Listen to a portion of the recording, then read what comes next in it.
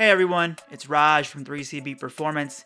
Atlanta Hawks guard Trae Young and Indiana Pacers big Myles Turner both suffered mild grade 1 inversion inwards ankle sprains last week.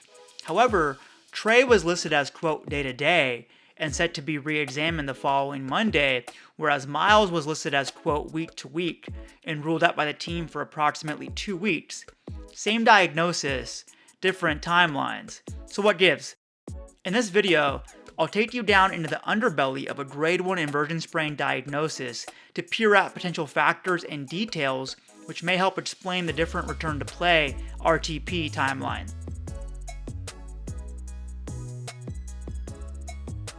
In both cases, the player's ankle rolled inwards, inversion, and stressed the ligaments on the lateral, outer aspect of the towel curl ankle joint.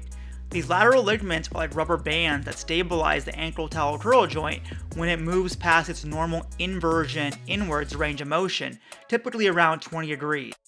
The extent to which each ligament is stressed depends on the position of the ankle during that inversion moment, inward roll. When the ankle is inverted and plantar flexed, the anterior talofibular ligament ATFL takes on the most stress. When the TC joint is inverted and near neutral, the calcaneofibular ligament CFL takes on the most stress. When the ankle TC joint is inverted and dorsiflexed, the posterior talofibular ligament PTFL takes on the most stress. I want to re-emphasize that these distinctions exist on a spectrum, not silos, and speak to degrees of stress on the ligament. Nearly all inversion sprains load multiple ligaments, but one takes on a higher degree of stress due to the extent of plantar flexion at the moment of injury. It's not binary in that only one ligament is stressed and the others aren't. That leads us to Trae and Myles' ankle position at their respective moment of injury. Young's ankle was certainly plantar flexed when he rolled it inwards, inverted. However, Turner's ankle was in a higher degree of plantar flexion as he was up on the ball of his foot when his ankle inverted.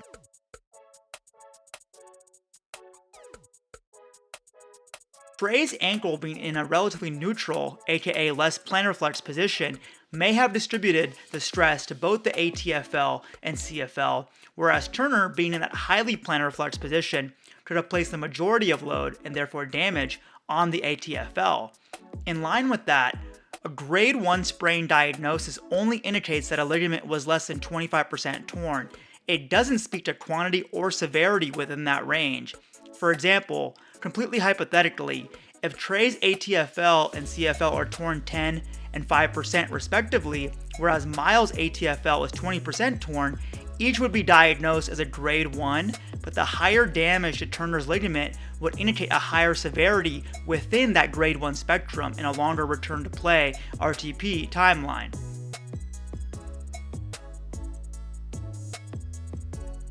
The specific directional forces imparted into the ankle during the moment of injury may have also factored into the differing injury severity and timetable. Young was coming down from a jump at a combination ventral and lateral force, downwards and outwards, whereas Turner's ankle was pushed outwards by an acute lateral external force. The latter places a direct stress on the lateral towel curl ankle joint ligaments.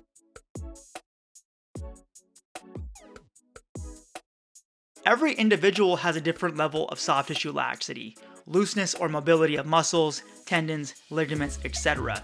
This leads to individual differences in things like muscle flexibility and joint mobility.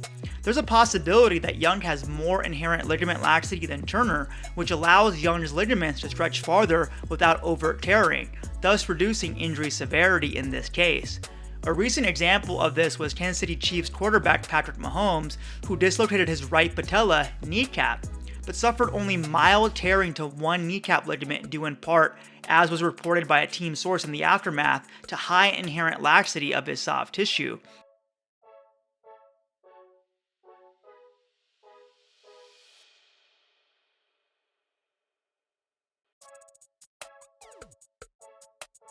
That being said, too much laxity is also a problem.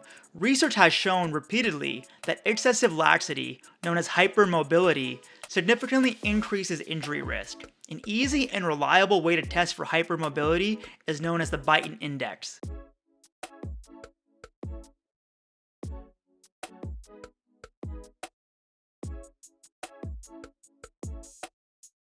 All in all, although both Trae's and Myles' ankle sprains were classified as grade 1 inversion sprains, there are important differences in details that may have influenced the relative severity, reflected by Young's quote day-to-day timeline versus Turner's quote week-to-week timeline. In this case, those differences may have been the extent of ankle plantar flexion when the injury occurred, the direction of force, and intrinsic ligament laxity specific to each player. That's a wrap for this video. Thanks for watching. My goal is to provide you with in-depth, evidence-based, narrative-free analysis. You can always find me on IG and Twitter at 3CB Performance. Make sure to sub to the channel for the latest updates. 3CB out.